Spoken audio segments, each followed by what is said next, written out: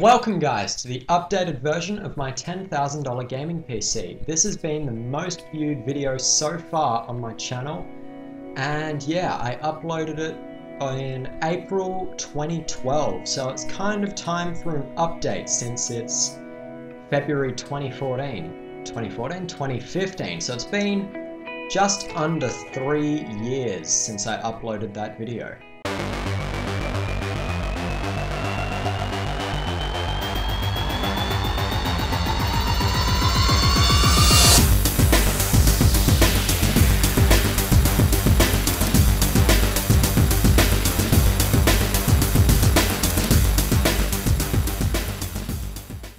For our CPU, we have the Intel Core i7-4960X. This is an 8-core CPU that has 16 threads and it's clocked at 3.5 GHz.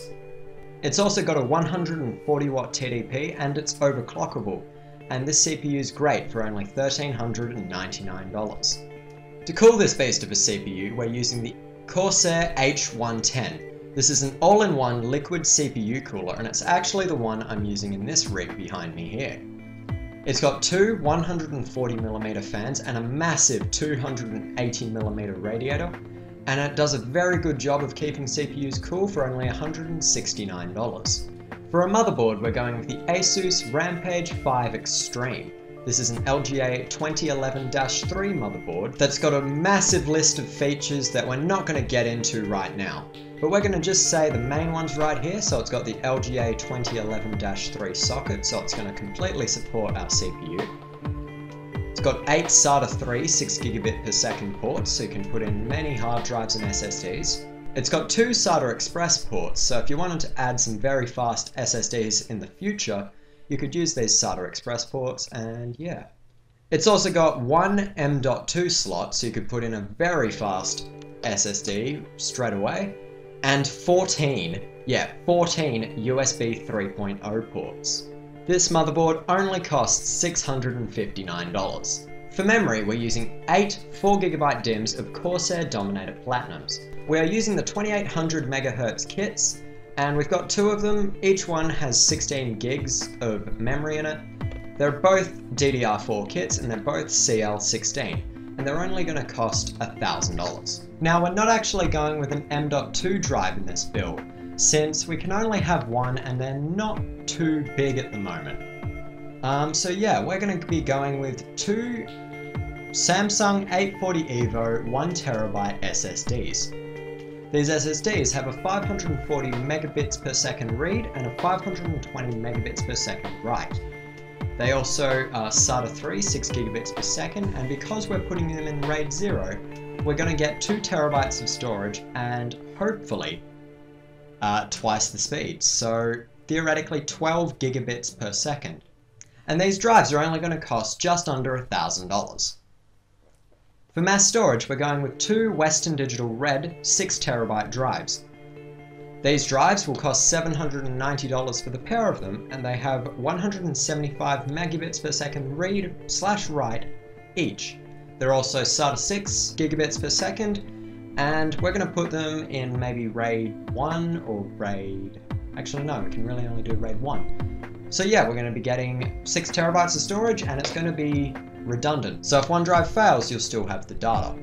For graphics cards, we're going with 4GB GeForce GTX 980 WindForced overclocked 4GB cards. Each of these cards has 4GB of GDDR5 memory each, so it's a combined memory of 16 gigs, but since it's sort of the buggy thing with SLI, you may or may not see 16 gigabytes. I know Nvidia is trying to make this better, but for the moment, really all you can get is 4 gigs, but they're working on it, so we'll see what happens in the future. These cards have an 1178 MHz base clock with a 1279 MHz boost clock, and they've got a 256-bit memory bus, which also means the memory is clocked at about 7 GHz.